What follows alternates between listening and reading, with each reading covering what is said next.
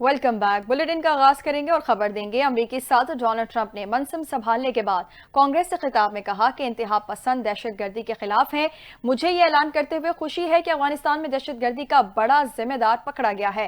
Donald Trump ने हुकूमत पाकिस्तान से इजहार तशक्कुर करते हुए कहा कि उस दहशतगर्द की गिरफ्तारी में मदद पर पाकिस्तान का खुसूसी तौर पर शुक्रिया अदा करता हूँ। 3.5 साल पहले दाइश ने 13 अमरीकियों को अफगानिस्तान में कत्ल किया। अफगानिस्तान में अमरीकियों को हलाक करने वाला उस वक्त अमरीका लाया जा रहा है ताकि वो अमेरिका में कानून का सामना कर सके। अमेरिकी सदर डोनाल्ड ट्रंप ने अफगानिस्तान से इनखला को इंतहाई शर्मनाक भी करार दिया और कहा कि ये फैसला अमेरिका की पोजीशन और सिक्योरिटी पॉलिसी पर मनफी असर डाल सकता है।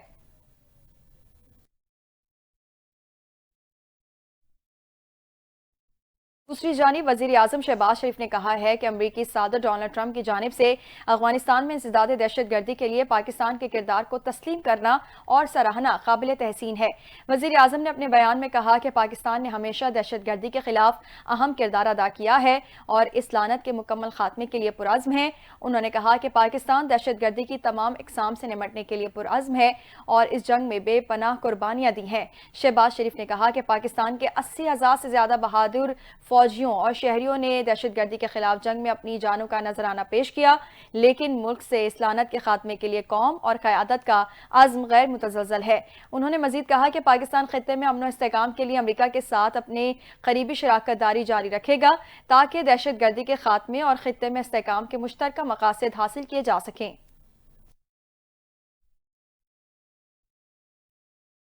अपडेट करेंगे। फौजी अदालतों में सिविलियंस के ट्रायल से मुतालिक केस की समाअत के दौरान जस्टिस मोहम्मद अली मजहर ने कहा है कि मिलिट्री कोर्ट पर एक ये एतराज है कि मिलिट्री ट्रायल गैर जानिबदार नहीं होता।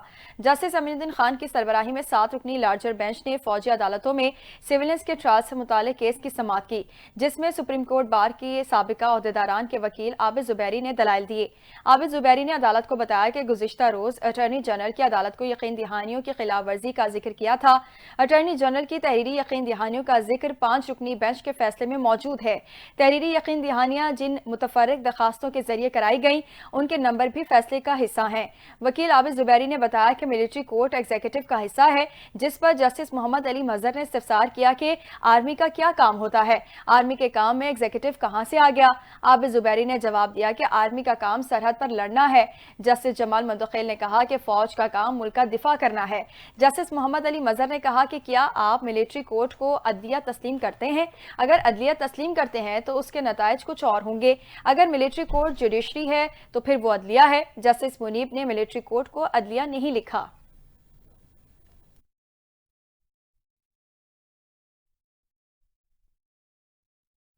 दूसरी जानिब पीका एक्ट के खिलाफ दरखास्त पर अदालत ने अटॉर्नी जनरल ऑफ पाकिस्तान को मुआवनत के लिए तलब कर लिया है। पीका एक्ट तरमीम 2025 के खिलाफ दरखास्त पर समाअत इस्लामाबाद हाई कोर्ट में हुई। जस्टिस इनाम अमीन मिनाज के रूबरू होने वाली समाअत में दरखास्त गुजार वकील आदिल अजीज काजी पेश हुए। दौरान समाअत इस्लामाबाद हाई कोर्ट के जस्टिस इनाम अमीन मिनाज ने रिमार्क्स दिए कि इस तरह की और दरखास्तें भी हैं, उस पर भी वही ऑर्डर कर देते हैं। बाद अज़ां अदालत ने समाअत मुलतवी कर दी। PFUJ, Islamabad high court journalist association और दीगर दरखास्तें भी इसी सिलसिले में ज़ेर समाअत हैं। अदालत ने तीनों दरखास्तें 17 अप्रैल को समाअत के लिए मुकर्रर कर रखी हैं।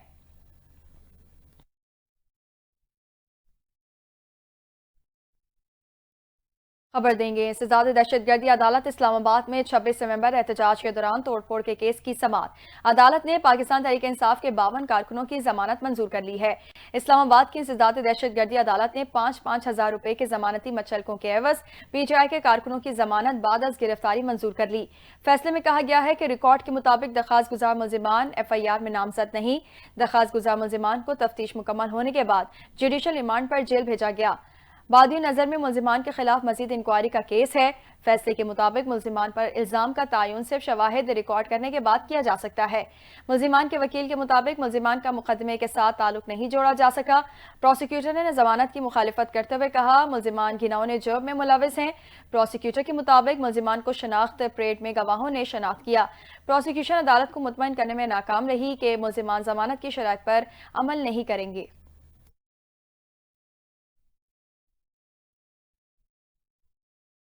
پاکستان اور IMF کے درمیان تکنیکی سطح کے مذاکرات کا پہلا سیشن مکمل ہو گیا ہے۔ آج FBR اور وزارت خزانہ کے حکام سے بھی مذاکرات ہوں گے۔ تفصیلات کے مطابق پاکستان اور IMF جائزہ مشن کے درمیان تکنیکی سطح کے مذاکرات کا پہلا سیشن مکمل ہو گیا ہے، جبکہ دوسرا سیشن جاری ہے۔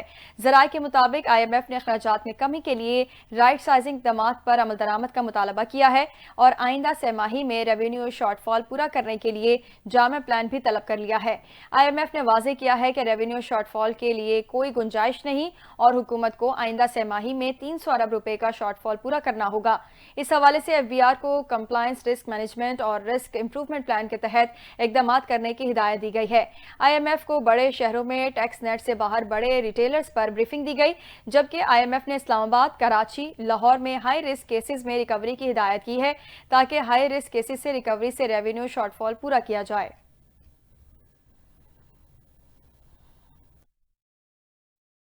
خبر دیں گے، الیکٹرک اسکوٹی بنانے والے چینی صنعت کاروں کے وفد نے سندھ کے سینئر وزیر شرجیل میمن سے ملاقات کی ہے۔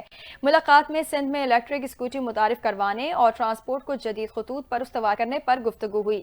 وفد نے سندھ کے ٹرانسپورٹ سیکٹر میں سرمایہ کاری میں گہری دلچسپی کا اظہار کیا۔ چینی صنعت کاروں کے وفد نے سندھ میں جدید اور ماحول دوست تفریح سہولتوں کے فروغ کے لیے تجاویز پیش کی اور اپنی کمپنی کی جدید ٹیکنالوجی اور ٹرانسپورٹ سسٹمز پر بریفنگ دی۔ شرجیل میمن نے سندھ میں الیکٹرک وہیکلز کا مینوفیکچرنگ پلانٹ قائم کرنے میں تعاون کی پیشکش کی اور حکومت سندھ کی جانب سے سرمایہ کاری کے لیے سازگار پالیسیاں فراہم کرنے کی یقین دہانی کرائی۔ شرجیل میمن نے کہا کہ حکومت سندھ صوبے کی خواتین کو مزید بااختیار بنانے کے لیے شب و روز کوشاں ہے۔ انہوں نے کہا کہ سندھ کی نوکری پیشہ خواتین اور طالبات کو 1000 اسکوٹیز کی جلد فراہمی حکومت سندھ کا منصوبہ ہے۔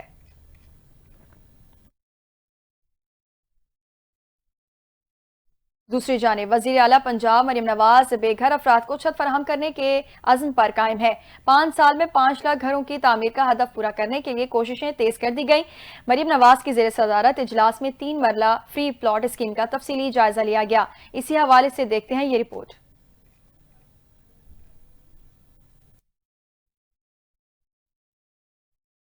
وزیر اعلیٰ پنجاب مریم نواز کی زیر صدارت خصوصی اجلاس میں 3 مرلہ فری پلاٹ اسکیم کے امور کا تفصیلی جائزہ لیا گیا۔ Punjab housing and town planning agency بھاٹا کے DG نے اجلاس میں بریفنگ دی۔ وزیر اعلیٰ مریم نواز نے بھاٹا کو مارچ تک اسکیم کے اہداف مکمل کرنے کی ہدایت دی۔ اجلاس میں فری پلاٹ حاصل کرنے والے افراد کو گھر بنانے کے لیے قرض فراہم کرنے کے امکانات پر بھی غور کیا گیا۔ وزیر اعلیٰ نے 19 اضلاع میں بھاٹا کی سابقہ 23 ہاؤسنگ اسکیموں کی بحالی اور بہتری کا حکم دیا، جبکہ فنڈز کی فراہمی کے لیے بھی فوری اقدامات کی ہدایت دی۔ اجلاس میں بریفنگ دی گئی کہ اپنی چھت اپنا گھر پروگرام کے تحت قرضوں کی واپسی کا تناسب 100% ہے، جبکہ 900-661 مکانات زیر تکمیل ہیں۔ مریم نواز شریف نے کہا کہ بے گھر عوام کے لیے چھت فراہم کرنا حکومت کی اولین ترجیح ہے اور اپنی چھت اپنا گھر پروگرام کے تحت لوگوں کے خوابوں کو حقیقت بنتا دیکھ کر خوشی ہوتی ہے۔ انہوں نے اس عزم کا اظہار کیا کہ آئندہ 5 سال میں 5 لاکھ گھروں کی تعمیر کا ہدف مکمل کیا جائے گا۔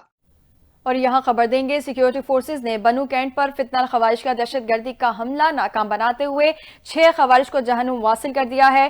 سیکیورٹی ذرائع کے مطابق دہشت گردوں نے بنو کینٹ میں داخل ہونے کی ناکام کوشش کی۔ دہشت گردوں نے بارود سے لدی 2 گاڑیاں بنو کینٹ کی دیوار سے ٹکرا دیں۔ خوارج نے بازار میں رش اور سیکیورٹی فورسز کی کارروائی ہونے سے گاڑیاں گھبراہٹ میں دیوار سے ٹکرائیں۔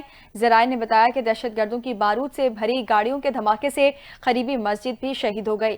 دھماکے سے قریبی گھر کی چھت گرنے سے 9 شہری شہید اور 16 زخمی ہونے کے اطلاعات ہیں۔ سیکیورٹی ذرائع کا کہنا ہے کہ مختلف انٹری پوائنٹس پر موجود سیکیورٹی عملے نے 6 خوارج کو جہنم واصل کر دیا، باقی خارجی دہشت گردوں کو محصور کر لیا گیا ہے۔ ذرائع نے مزید کہا کہ افطار کے وقت معصوم شہریوں اور مسجد کو نشانہ بنایا گیا۔ حملہ اس بات کی غمازی کرتا ہے کہ خارجیوں کو اسلام سے کوئی تعلق نہیں۔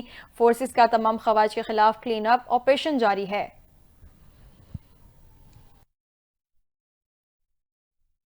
دوسری جانب صدر مملکت، وزیر اعظم اور وزیر داخلہ کی بنو کینٹ پر دہشت گرد حملے کی شدید مذمت۔ آصف علی زرداری نے بنو کینٹ پر دہشت گرد حملے کے نتیجے میں قیمتی جانی نقصان پر دکھ اور افسوس کا اظہار کیا۔ صدر مملکت نے دہشت گردوں کو جہنم واصل کرنے پر سیکیورٹی فورسز کی تعریف کی۔ وزیر اعظم محمد شہباز شریف نے حملے کی کوشش کرنے والے خارجیوں کو جہنم واصل کرنے پر سیکیورٹی فورسز کے افسران و اہلکاروں کی پذیرائی کی۔ وزیر اعظم نے واقعے میں معصوم شہریوں کی شہادت پر گہرے دکھ اور رنج کا اظہار کیا۔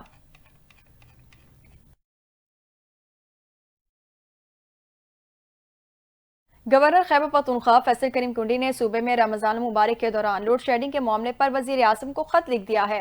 فیصل کریم کنڈی نے وزیر اعظم شہباز شریف کو خط میں لکھا کہ خیبر پختونخوا وافر مقدار میں بجلی اور قدرتی گیس پیدا کرنے والا صوبہ ہے، لیکن ہمارے وسائل سے پیدا بجلی اور گیس سے ہمارا صوبہ محروم رکھا جا رہا ہے۔ انہوں نے خط میں لکھا کہ رمضان المبارک میں بجلی اور گیس کی لوڈ شیڈنگ نے عوام کی زندگی اجیرن بنا دی ہے۔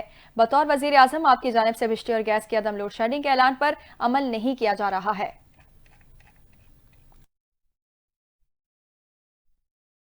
کراچی کے علاقے ڈاکس فشری کے قریب کمپنی میں مبینہ گیس کا اخراج، متعدد افراد بے ہوش ہو گئے۔ ریسکیو حکام کے مطابق ڈاکس فشری کے قریب کمپنی میں بے ہوش ہونے والے 15 افراد کو اسپتال منتقل کیا گیا ہے۔ ڈی ایس پی ڈاکس نے بتایا کہ گیس لیکیج سے متاثرہ 12 افراد کو سول اسپتال جبکہ 3 افراد کو کتیانہ میمن اسپتال منتقل کر دیا گیا ہے۔ ڈی ایس پی ڈاکس ارشد آفریدی میڈیا سے گفتگو کرتے ہوئے کہا کہ زیر علاج تمام افراد کی حالت خطرے سے باہر ہے۔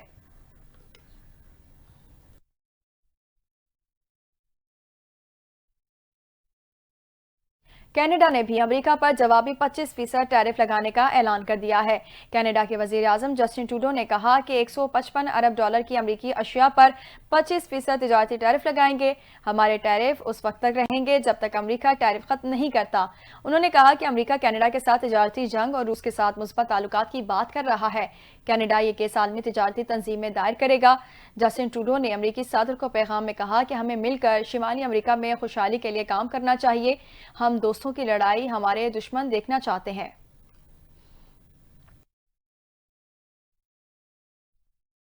دوسری جانب امریکی صدر ڈونلڈ ٹرمپ نے امریکہ پر ٹیکسز لگانے والے ممالک پر جوابی ٹیکس لگانے کا اعلان کر دیا۔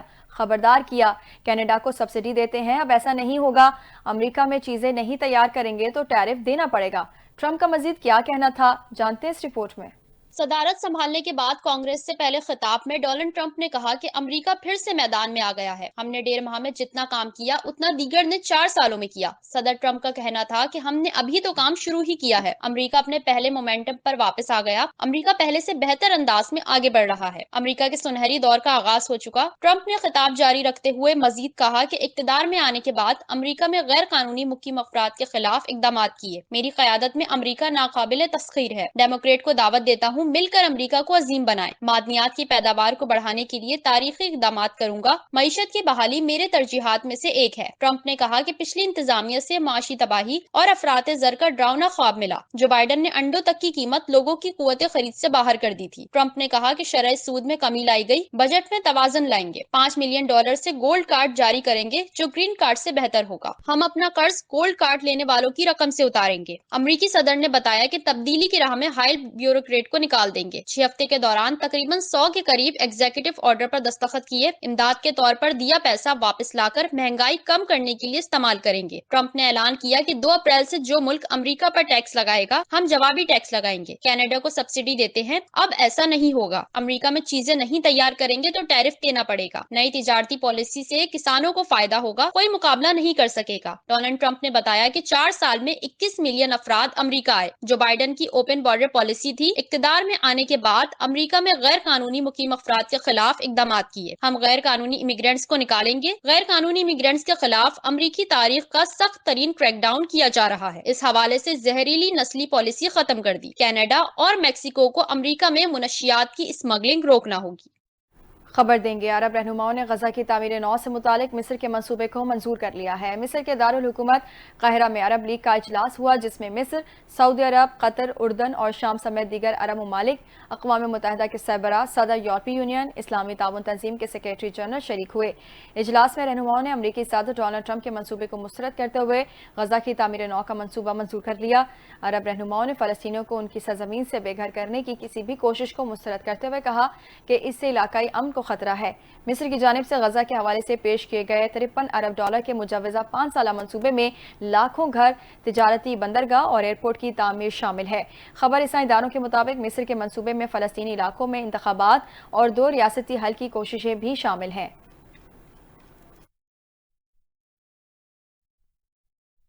برطانیہ کے دارالعلوم میں تاریخی لمحہ افطار ڈنر میں پہلی بار برطانوی وزیر اعظم سر کیئر اسٹارمر کی خصوصی شرکت۔ تقریب میں اراکین پارلیمنٹ اور انٹرفیتھ رہنماؤں کی بھی شرکت۔ رواداری اور یکجہتی کا اظہار کیا۔ سر کیئر اسٹارمر کا غزہ کے متاثرین تک امداد پہنچانے کے عزم کا اعادہ۔ مزید جانتے ہیں اس رپورٹ میں۔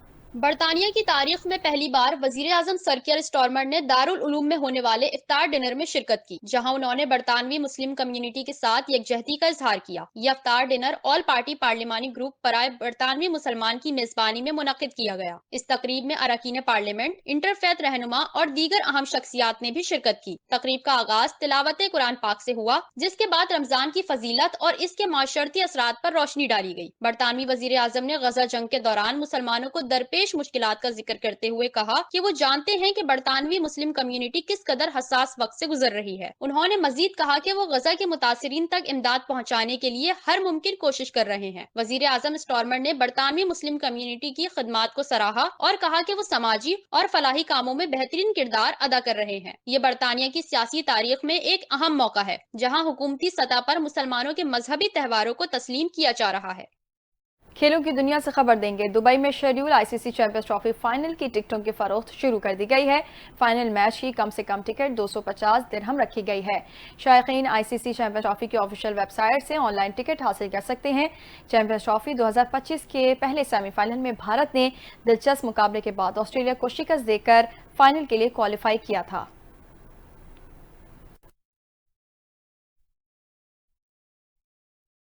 چیمپئنز ٹرافی کا دوسرا سیمی فائنل آج لاہور میں نیوزی لینڈ اور جنوبی افریقہ کے درمیان کھیلا جائے گا۔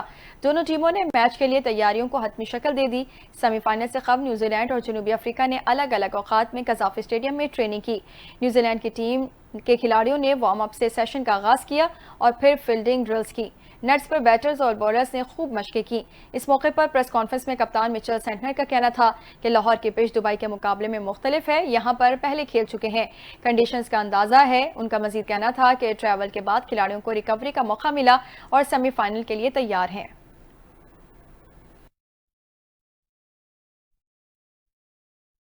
آئی سی سی چیمپئنز ٹرافی کے پہلے سیمی فائنل میں بھارت آسٹریلیا کو 4 وکٹوں سے شکست دے کر فائنل میں پہنچ گیا ہے۔ دبئی میں کھیلے گئے ایونٹ کے ناک آؤٹ مقابلے میں بھارت نے 265 رنز کا ہدف 49ویں اوور میں 6 وکٹوں کے نقصان پر حاصل کیا۔ بھارت کی جانب سے وراٹ کوہلی 84 رنز بنا کر نمایاں رہے۔ شریاس ایئر 45، ہاردک پانڈیا 28، کپتان روہت شرما 28، اکشر پٹیل 27 اور شبمن گل 8 رنز بنا کر آؤٹ ہوئے۔ کے ایل راہل 42 اور رویندر جڈیجا 2 رنز بنا کر ناٹ آؤٹ پویلین لوٹے۔ آسٹریلیا کی جانب سے نیتھن ایلس اور ایڈم زیمپا نے 2-2 جبکہ کوپر کنولی اور بین ڈوار نے 1-1 وکٹ حاصل کی۔ ٹاس جیت کر پہلے بیٹنگ کرتے ہوئے آسٹریلیا کی ٹیم 50ویں اوور میں 264 رنز بنا کر آؤٹ ہو گئی تھی۔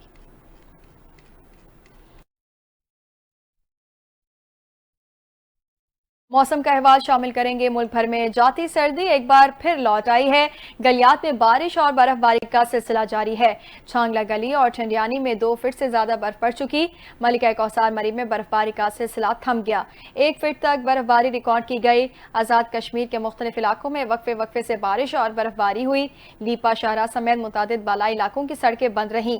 بالائی اور وسطی پنجاب، خیبر پختونخوا، اسلام آباد اور گلگت بلتستان میں بارش ہوئی۔ لہ میں پارہ -7، کالام، کوئٹہ، زیارت میں -4 رہا۔